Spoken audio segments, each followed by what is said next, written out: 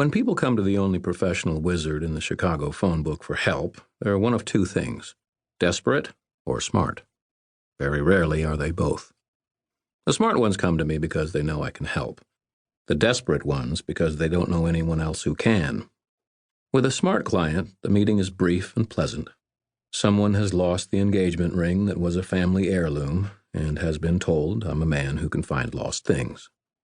Such people engage my services, preferably in cash. I do the job, and everyone's happy.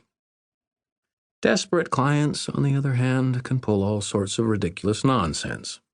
They lie to me about what kind of trouble they've gotten themselves into, or try to pass me a check I'm sure will bounce like a basketball. Occasionally, they demand that I prove my powers by telling them what their problem is before they even shake my hand, in which case the problem is that they're idiots. My newest client wanted something different, though. He wanted me to meet him in the woods. This did not make me feel optimistic that he would be one of the smart ones. Woods being in short supply in Chicago, I had to drive all the way up to the northern half of Wisconsin to get to decent timber. That took me about 6 hours, given that my car, while valiant and bold, is also a Volkswagen Beetle, made around the same time flower children were big.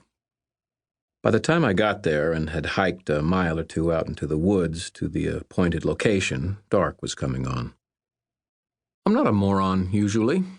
I've made enemies during my stint as a professional wizard, so when I settled down to wait for the client, I did so with my staff in one hand, my blasting rod in the other, and a .38 revolver in the pocket of my black leather duster.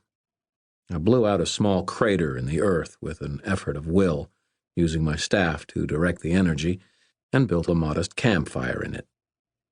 Then I stepped out of the light of the campfire, found a comfortable, shadowy spot, and waited to see who was going to show up. The whole PI gig is mostly about patience. You have to talk to a lot of people who don't know anything to find the one who does. You have to sit around waiting a lot, watching for someone to do something before you catch them doing it.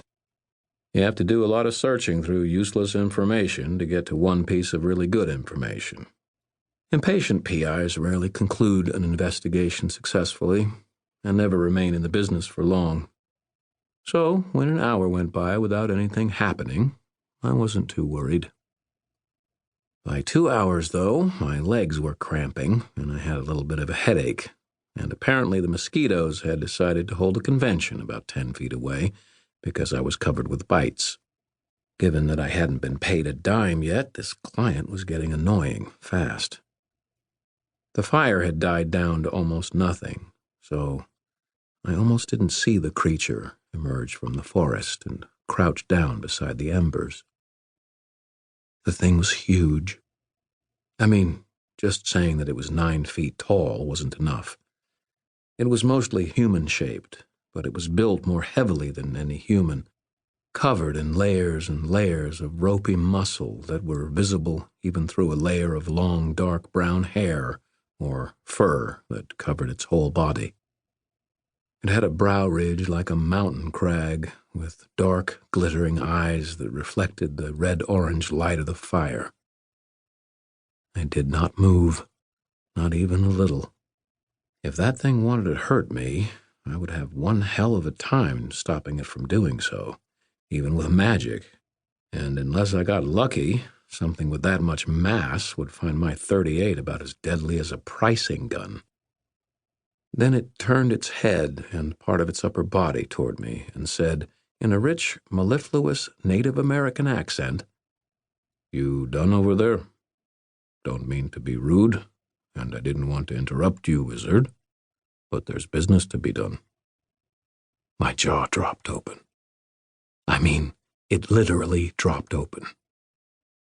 I stood up slowly, and my muscles twitched and ached. It's hard to stretch out a cramp when you remain in a stance, prepared to run away at an instant's notice, but I tried. I said. You're a Bigfoot, he said.